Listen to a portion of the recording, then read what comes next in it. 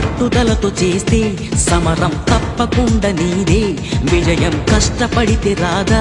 ఫలితం పదరా సోదరా